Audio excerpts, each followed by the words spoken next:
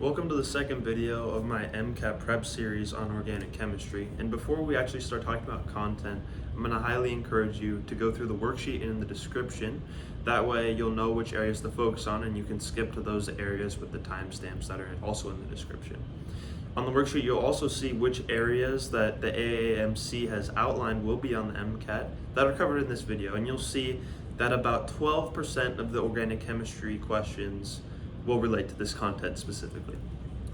And without further ado, let's just go over what all of these different things I have on the board mean. I mean, what is an isomer? So first I want to highlight something, and that is an isomer is not a compound. An isomer is a relationship between two compounds. And that's a common misconception, and it's also a common point of confusion when it comes to meso compounds, because meso compound is not an isomer. It's a classification of one compound, and you may see two different drawings and it may say what are these two drawings of, and if you say meso compound, that means that those two compounds are superimposable, that they're the same, they're just drawn differently on the page. Whereas if they're isomers, they're distinct compounds, they're not the same, they're not superimposable, and therefore they're isomers. They're a relationship between two compounds rather than one compound. But let's just talk about some of these different categories here before I jump into them in more depth. And that way you can gauge your understanding. If you don't feel like doing the worksheet, you can just kind of check this out, see what sounds good, what sounds confusing, and check out those sections more in depth. The first thing I'll talk about is structural isomers. And a structural isomer, the only thing it has in common with its partner structural isomer is that they have the same molecular formula and molecular weight, but they could have any sort of connectivity. So I'll go through some examples in a moment with that. But next we have stereoisomers, and these isomers have the same connectivity. They have the same bonding arrangement, but they differ in 3D space somehow. And what we see here is that we could have a conformational isomer or a configurational isomer that falls under the larger umbrella of stereoisomers. And the conformational isomer results from free rotation. So that's going to be a single bond, and we're going to learn how to draw those. We're going to talk about Newman projections.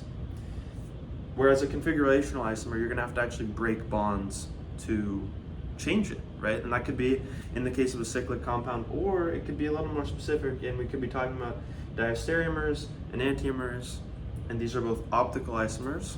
They shift plane polarized light. Again, we'll be talking about that in a little bit more depth later. And there's some further breakdowns of diastereomers, cis-trans isomers, EZ compounds. We're going to talk about all that as well. So let's get right into that more in-depth analysis. I'll take out my modeling kit, give you some practice questions, and we can work through this together. The most common isomers you're going to run into are structural isomers, and the only thing they have in common are their molecular weight and molecular formula. Their chemical and physical properties will be totally different. And just to illustrate this, I'm going to draw hexane and a structural isomer of hexane, which would be 2-methylpentane. And you'll notice they have the same molecular weight, they have the same composition, but they have different physical and chemical properties. The main takeaway here is going to be which chemical and physical properties we're looking at. I just want to remind us what an example of a chemical property is, what a physical property is. So just pause the video right now and try to list as many chemical and physical properties as you can, and then I'll start writing them out. Physical properties are characteristics of processes that don't change the composition of matter, such as melting point, boiling point, solubility, odor, color, and density. So those are the examples that hopefully you wrote down some of at least. And chemical properties have to do with the reactivity of the molecule with other molecules, and they actually change the chemical composition.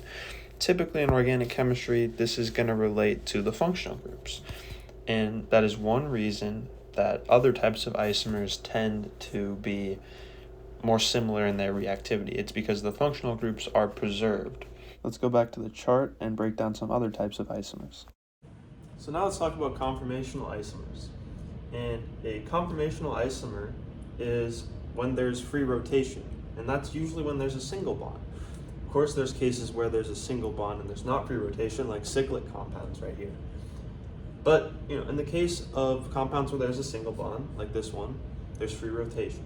And I'm going to take out a modeling kit to show you the different conformational isomers that are present here and how to actually draw them. We're going to talk about Newman projections. There are two types of conformational isomers that we're going to talk about. There are conformational isomers that result from free rotation around a single bond, so that's just what you see right here. It's just a type of spinning. There's also conformational isomers that are present in cyclic compounds. Right now I've got cyclohexane in a chair conformation, but you could also have it in a boat conformation, and I'll do that really quickly. And you could have it in a few different other types of positions with different stabilities, which we'll go into in more depth. But before we talk about cyclic compounds, I would like to just talk about free rotation and Newman projections. We'll take this compound I've built right here, and to draw a Newman projection, we will spin it. So we're looking down the compound, and we're looking from the top carbon to the bottom carbon. The front carbon is represented with a dot, the back carbon is represented with a circle, and we'll just jump to our whiteboard to draw this right now. All right, so we're looking down the compound like this. We'll represent this carbon with a dot, so it's the carbon closest to us. And we'll represent the back carbon with a circle, so that's the carbon further away. Then we've got a blue group, a green group, and we'll call this group hydrogen. So I'll go ahead and draw that. Blue group, green group, hydrogen. And now we've got this terbutyl group coming up, so I'll just do TBU. And we got another hydrogen. And we've got a red group over here.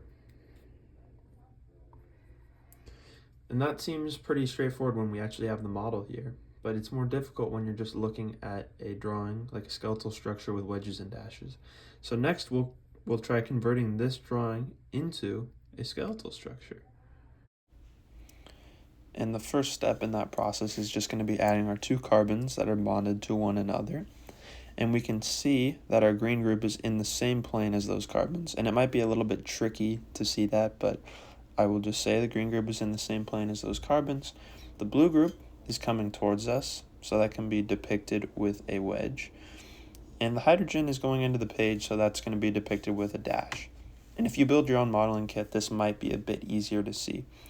On the carbon further back, we've got that TBU, terbutyl group, that's in the same plane of the page, or in the same plane as those carbons. And then we have the red group and the hydrogen. And if we look closely, we can see the red group is coming towards us, so we'll depict that with a wedge. Hydrogen gets the dashes, so we'll just add that in. And now, hopefully, if you look at this, you can kind of imagine that TBU kind of being in between the hydrogen and the blue group, and you can kind of imagine that hydrogen on the bottom and the red group, the green group being in between those, like we see in our actual model and like we see in the Newman projection. And if you're having trouble with this, there's going to be resources in the description. There's going to be an additional worksheet that you can go over. And, feel free to check that out if you're really struggling with this.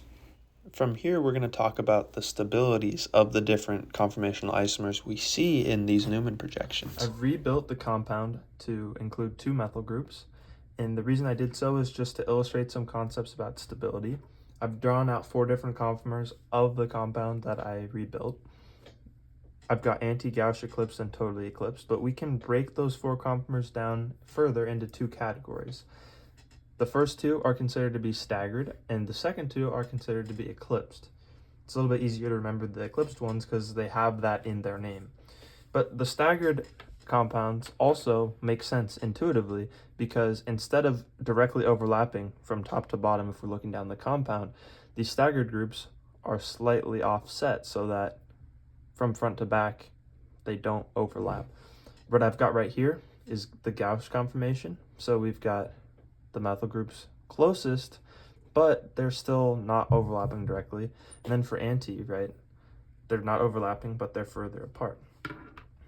What we have to consider when it comes to the energetics of these different types of conformers is 2 things. First of all, the distance that the largest groups are apart from each other, which is very important because there's steric repulsion. The closer they are to each other, the more steric repulsion there is, which is why Gauss is less stable than anti.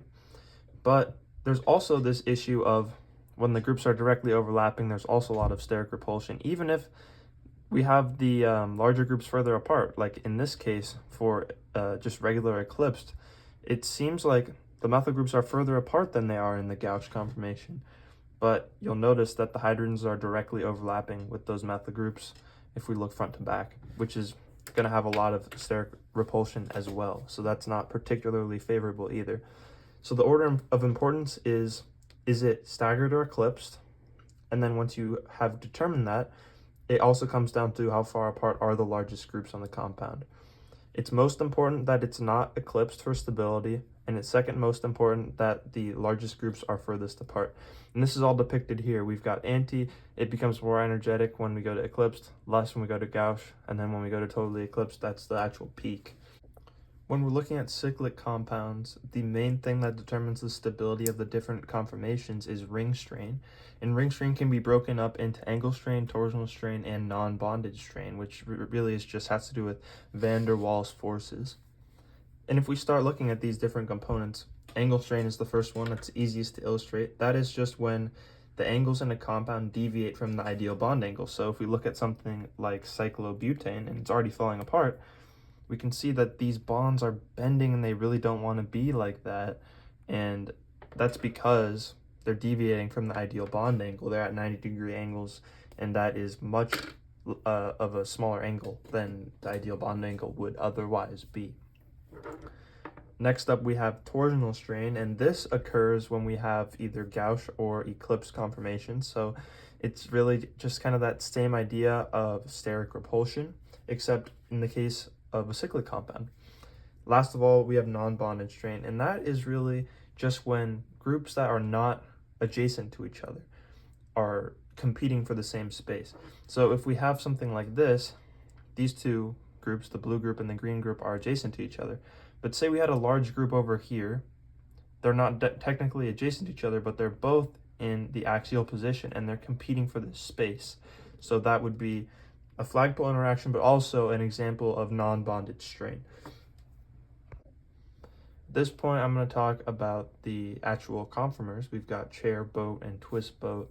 These are for cyclohexane. There's different conformers for the other cyclic alkanes as well, but these are the ones we'll be talking about because cyclohexane is the most commonly seen cyclic alkane on the MCAT. For the other alkanes, there will be different conformers, and to study for those, I'd recommend just using the flashcards.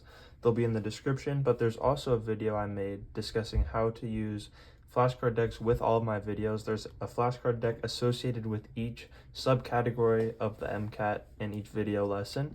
So if you want to go through these videos one at a time and then do the corresponding flashcards, that is the study strategy I would recommend. And then once you finish doing all of that, to then go ahead and start taking the practice test. But that's all outlined in the video. I'll link it, up top somewhere or something like that, maybe right here. But anyway, chair, boat, and twist boat. The stabilities of these are the chair is the most stable, and boat and twist boat are both less stable than the chair conformation. And if we look at a chair conformation, it should be clear why. It's sort of because when we look down each of these, we've got a staggered conformation, right? If we look down one of these bonds, whereas if this was in the same plane, they would all be overlapping directly, kind of like this. If there was no bend, it would look like that, whereas when it's in a boat conformation, it looks more so like this, where they're staggered instead of eclipsed. That's going to reduce which type of strain? It's going to reduce the torsional strain. Now, there could still be a case like this one right here, where now there is some torsional strain because this is Gauss instead of being, anti, right? Because there's going to be torsional strain when it's either Gauss or it's eclipsed. So basically, anti is the only case where there is not going to be torsional strain. At this point, I'm going to talk about the actual conformers. We've got chair, boat, and twist boat. These are for cyclohexane. There's different conformers for the other cyclic alkanes as well, but these are the ones we'll be talking about because cyclohexane is the most commonly seen cyclic alkane on the MCAT. For the other alkanes, there will be different conformers, and to study for those, I'd recommend just using the flashcards. They'll be in the description, but there's also a video I made discussing how to use flashcard decks with all of my videos. There's a flashcard deck associated with each subcategory of the MCAT in each video lesson. So if you want to go through these videos one at a time and then do the corresponding flashcards, that is the study strategy I would recommend. And then once you finish doing all of that, to then go ahead and start taking the practice test. But that's all outlined in the video. I'll link it, up top somewhere or something like that, maybe right here. But anyway, chair boat and twist boat. The stabilities of these are the chair is the most stable, and boat and twist boat are both less stable than the chair conformation. And if we look at a chair conformation, it should be clear why. It's sort of because when we look down each of these, we've got a staggered conformation, right? If we look down one of these bonds, whereas if this was in the same plane, they would all be overlapping directly, kind of like this. If there was no bend, it would look like that, whereas when it's in a boat conformation, it looks more so like this, where they're staggered instead of eclipsed. That's going to reduce which type of strain? It's going to reduce the torsional strain. Now, there could still be a case like this one right here, where now there is some torsional strain because this is gauche instead of being, anti, right? Because there's going to be torsional strain when it's either gauche or it's eclipsed. So basically, anti is the only case where there is not going to be torsional strain. Next, I want to talk about the different positions. So these straight up lines, those are axial. So this blue one is in the axial position. This green one is in the equatorial position.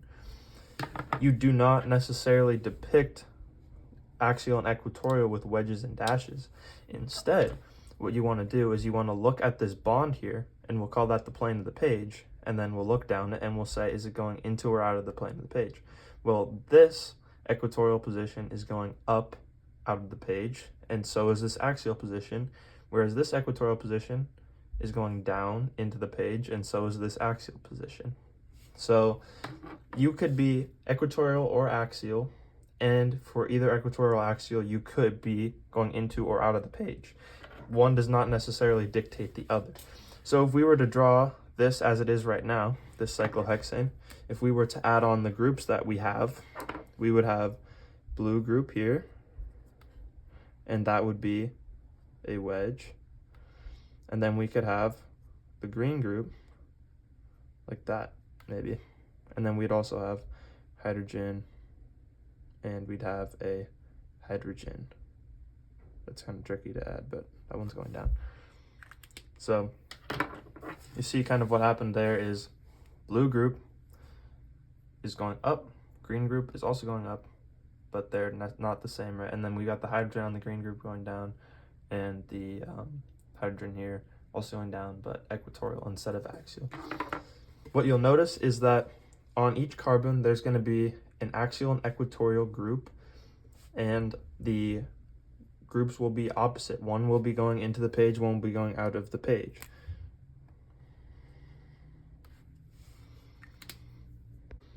I've actually drawn out that cyclohexane we had earlier to illustrate a couple points. I want to talk about equatorial and axial positions as well as going into or out of the page, and I want to distinguish between those two things because it might seem like the group that's pointing straight up is always out of the page, and the group that is off to the side is always into the page because it's not going straight up. But this is not the case, as we can see in this situation, because if the bond here is the plane of the page and we turn it sideways, we can see that this green group is actually going above that bond, it's going out of the page, and so obviously is the axial group. They're both going out of the page. So they're both depicted with wedges here, whereas the hydrogens, both going into the page, so they're both depicted with dashes. This is just to illustrate the point that equatorial and axial are independent from going into or out of the page and being depicted with wedges or dashes. One thing I will note, though, is that coming off of each carbon, there will be an equatorial and axial position, and they will be going in opposite directions. One will be going out of the page, and one will be going into the page. On adjacent carbons, the position that will be going out of the page will always be opposite. So axial position here is going out of the page, equatorial position here is going out of the page. That's important to note in case you just need to know this for some reason, right? Because say you have two large groups, you can't put them both axial and out of the page if they're right next to each other. This could just come up in a potential situation where you have to come up with the most stable conformational isomer or just draw something like this. But next up, we should talk about a chair flip. So what happens when we actually create another conformer with this same setup here? There's no free rotation, but there is the ability to have a chair flip. So that would look like this. You basically switch the ends that are up. So now, instead of this side being up, we have the other side up, okay?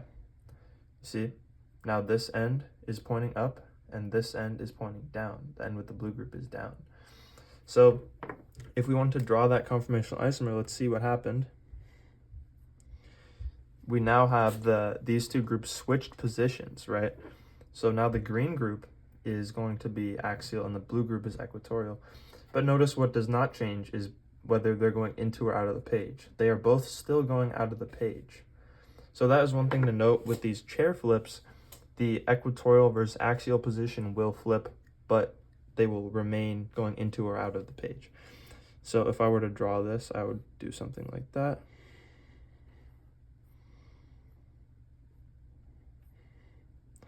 Okay, we have this now going down, and we've got blue group, and we've got hydrogen. Then we've got the green group is now going up, and the hydrogen is equatorial. So that might be a little bit difficult to see, but I hope you got the general idea there, is when you do a chair flip, you are switching axial versus equatorial, not into versus out of the page.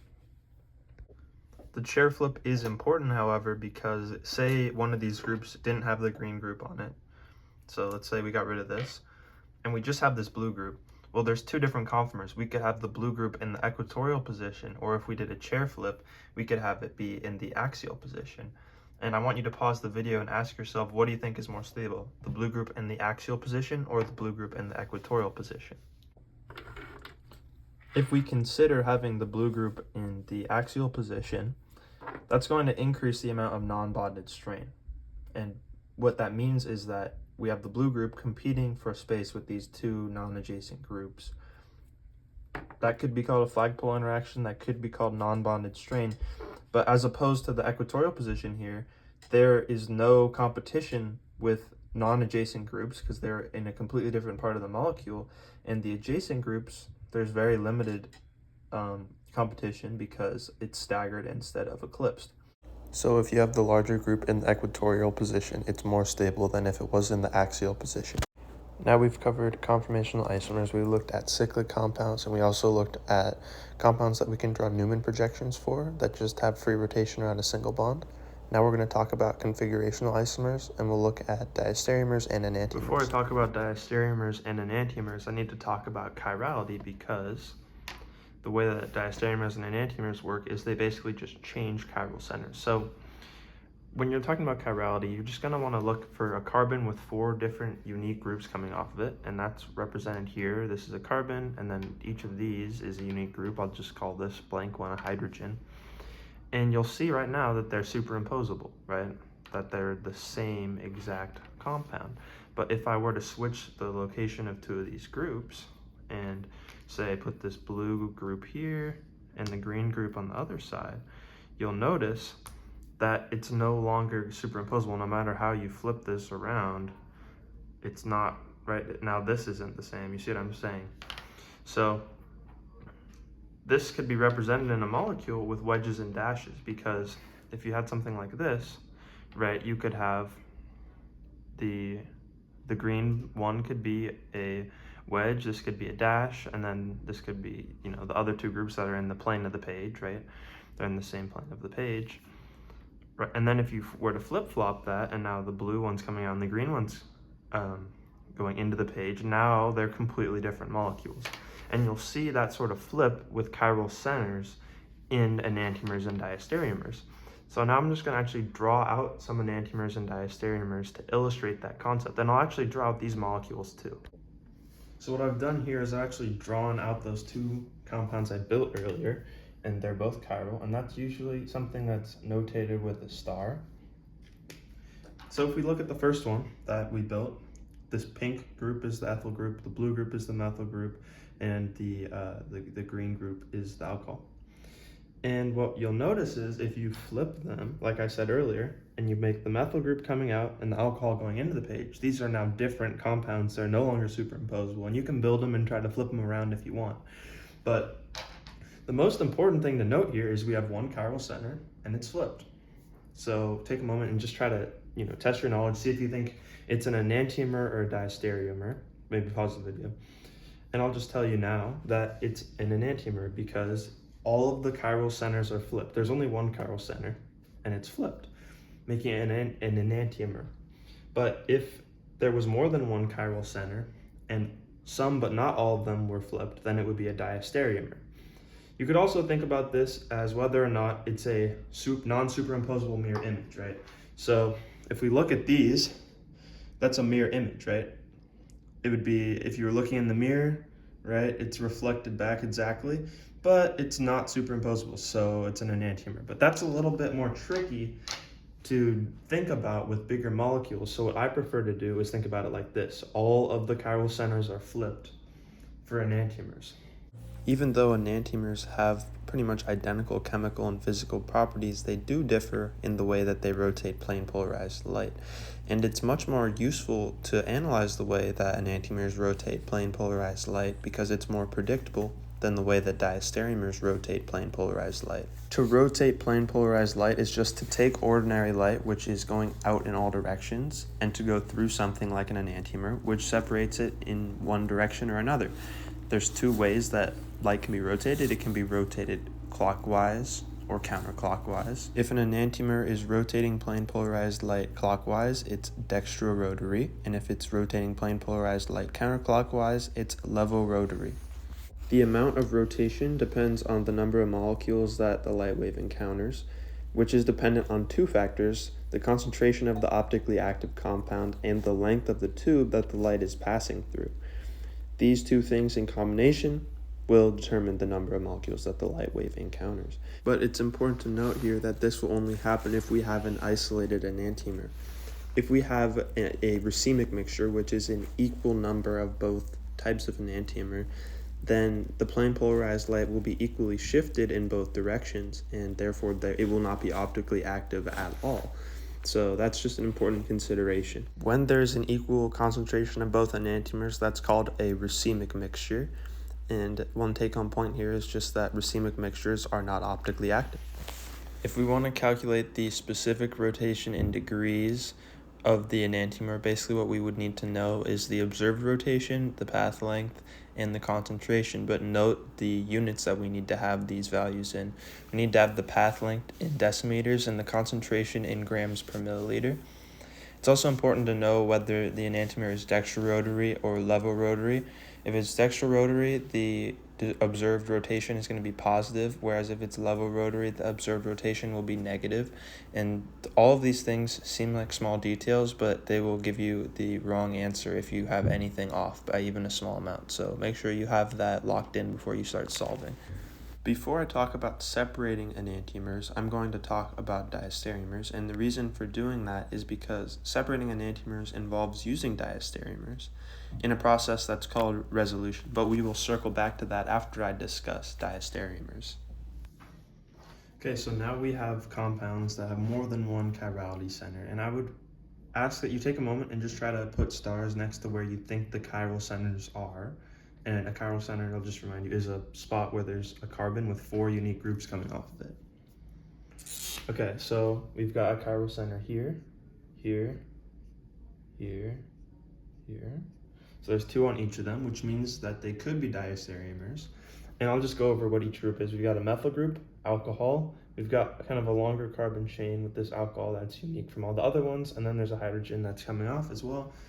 Here we've got a ethyl group. We've got a longer alcohol coming off of it, and a hydrogen, and this alcohol. So for unique groups. And this has the same connectivity, but one of the chirality centers is flipped, so it's a diastereomer. That's all you really need to know. And what you'll notice is that they're not mirror images. If you were to build them, they wouldn't be mirror images. If you were to try to superimpose them, though, they also would not be superimposable. So they are non-superimposable, but they are not mirror images. That might be a bit confusing though, so the better way, in my opinion, to think about it is that some but not all of the chiral centers are flipped for diastereomers. When we have a larger diastereomer, it can be difficult to determine the number of possible stereoisomers, and we can use this rule, which is just 2 to the n is equal to the number of possible stereoisomers, where n is equal to the number of chirality centers.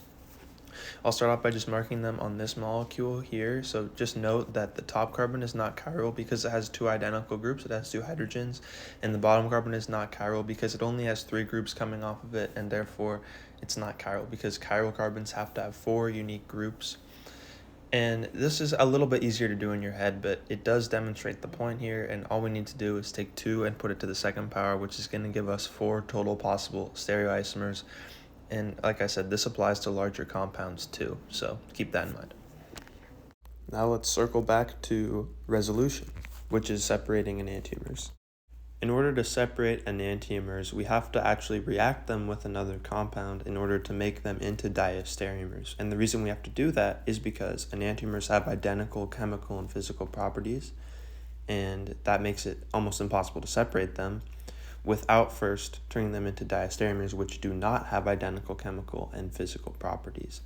So what I've drawn out here is 2 enantiomers and another chiral compound slightly to the right of them, which we're going to be reacting both enantiomers with. In order to produce these compounds all the way to the right side of my whiteboard here, which you'll notice have 2 chiral centers, they have the side on the right, which is the same in both compounds, and then the side on the left, which is actually flipped in the top and bottom compounds, so that makes them diastereomers. They have 2 chiral centers, and some but not all of them are flipped. This makes it possible to separate them via chromatography or distillation because they will likely have different melting and boiling points. Once we've isolated one of the diastereomers, we can somehow sever the bond in between the 2 carbons and separate the 2 resulting compounds, thereby isolating our desired enantiomer.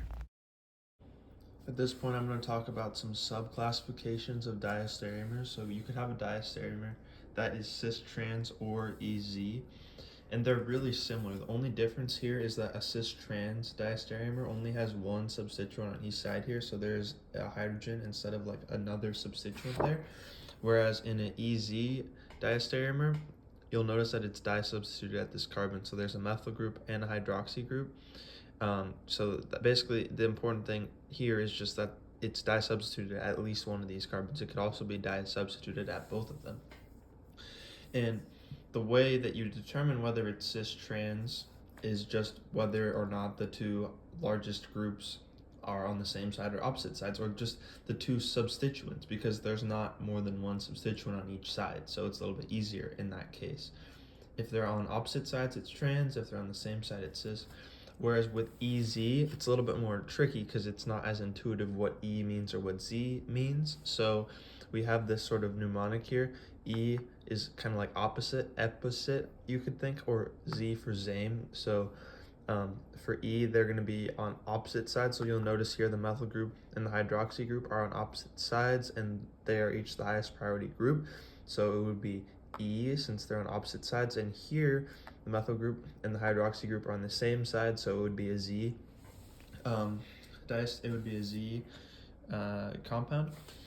The way we determine what the highest priority group is on these disubstituted diastereomers is based on the Kahn-Ingold pre-log naming priorities, and basically the higher the atomic number is, the higher the priority is. So for example, carbon has a lower atomic number than oxygen, and therefore it's lower priority.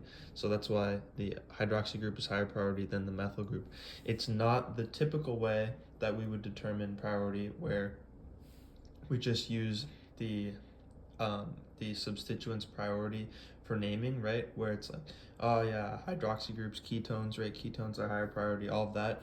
No, this is different. This has to do with the atomic number, not necessarily the naming priority. So that's an important distinction. Next up, we have meso compounds, and it's really important to note here that a meso compound is a classification of one compound. So in these drawings, I have 2 different drawings of the same compound. These are superimposable, and just to illustrate that, I want to demonstrate that if we take this and we flip it across this line that I've drawn here, what happens is we get the exact same drawing that I have on the left side.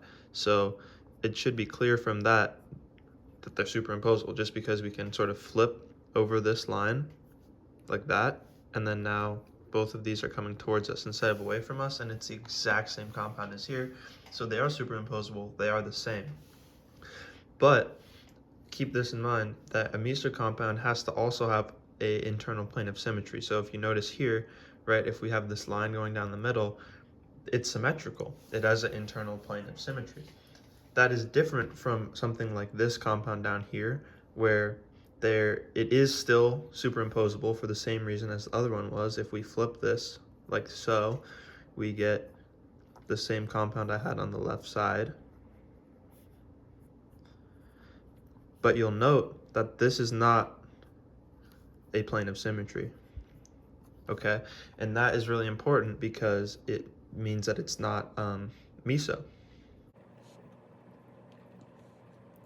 Instead of being Meso, it's simply the same compound. So this is the same compound, this is the same compound, and it's Meso. So that's an important distinction there, and it can be a little bit confusing because oftentimes people will talk about Meso compounds while they're talking about isomers, and it's important to note that Meso compounds are not isomers, they are a classification of one compound. One way of specifying the stereochemistry at a chiral carbon is with R/S notation, and the way that you actually decide if something is R or S is by using the same naming priority we just discussed, where the higher atomic number has a higher priority. So the hydroxy group is going to have the highest priority because oxygen has the highest atomic number out of all of these substituents. These are both carbon-based chains. Then we are faced with a bit of a dilemma. We have a methyl group and an ethyl group, which are both carbons, but this has 2 carbons. So because the next thing attached to the first carbon we're looking at is another carbon here, and in this case it's a hydrogen, the ethyl group is the second highest priority, and the methyl group is the third highest priority.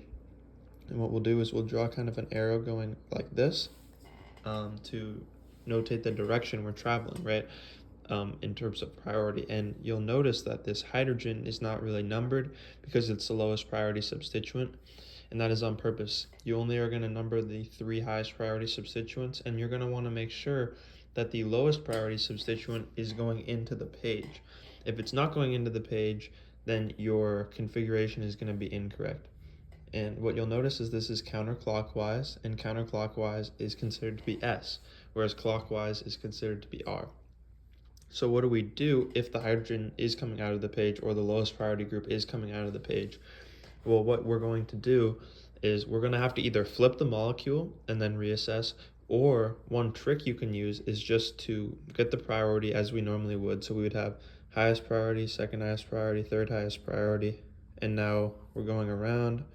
It looks like it's S, but what we're actually going to do is say it's R because the hydrogen is not going into the page like it should be.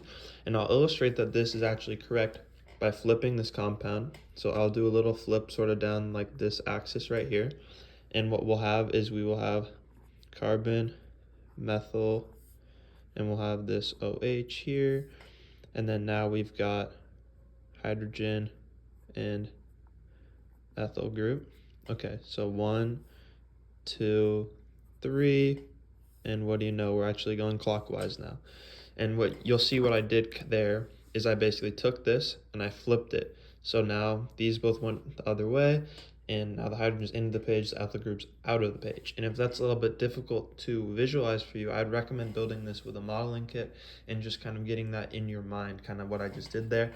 But like I said, an easier way is if you notice that the lowest priority group is going out of the page and it should be going into the page, you can just get the normal stereochemistry, like this would be S, and then choose the opposite one.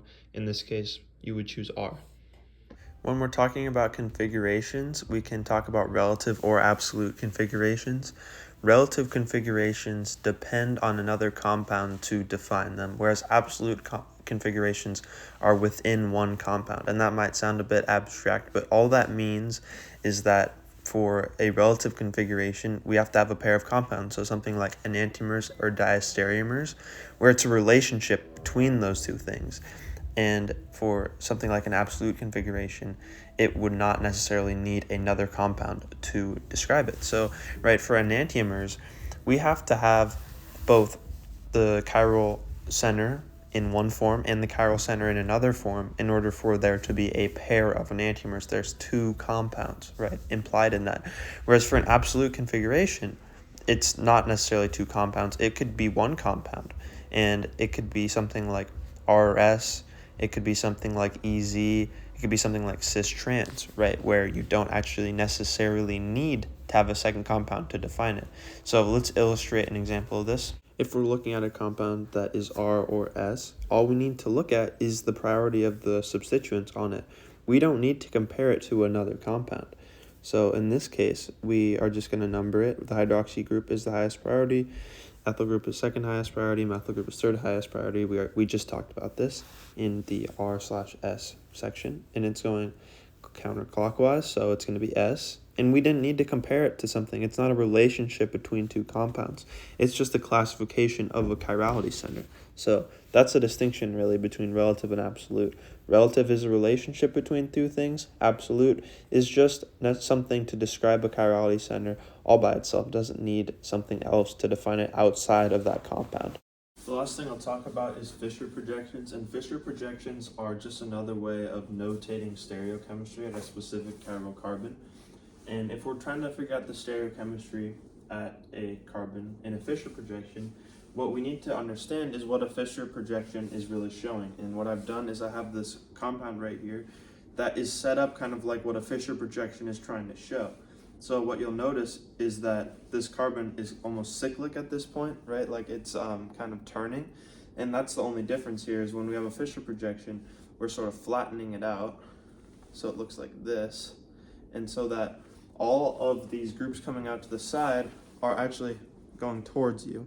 So these two groups would be like the hydrogen and the OH group. And then, these two other bonds that are going vertically would be like these bonds. And what you'll notice is that the two bonds that are vertical are going into the page and these two are going towards you. So if we have a smaller Fischer projection, kind of like this, and we have like, I don't know, some substituents, what this is really notating is a carbon, and it's got a OH group going into the page, a methyl group going into the page, and then the bromine and hydrogen are coming out of the page. And this is important to note because what happens if we turn this 90 degrees, it looks like it's the same thing, right?